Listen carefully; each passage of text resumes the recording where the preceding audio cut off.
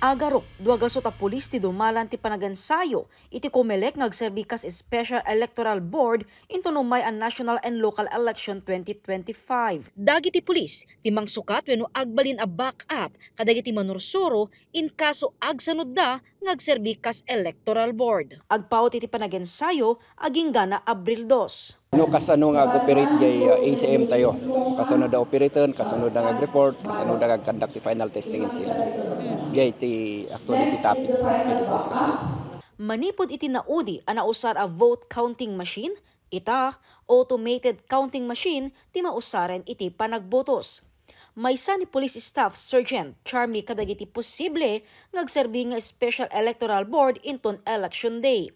Numan saanen at damo kingkwana, di maran lata isuna iti training. Para kanyak, dakkel ti advantage na daytoy nga training into no umadani ti national election iti province tayong Abra.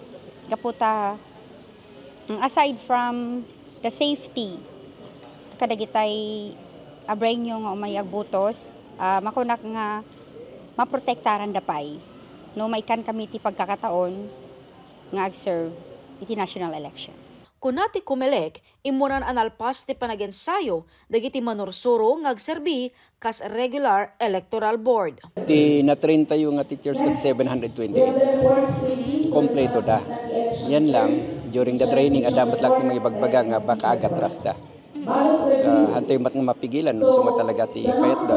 Manamnamamet a dumalan ti training dagiti Board of Canvassers inton April 7 aging ga April 10. May kadua aging ga may katlo alawas iti bulan iti Abril manamnama a sumangpet iti probinsya dagiti agarop upat agasot nga automated counting machines.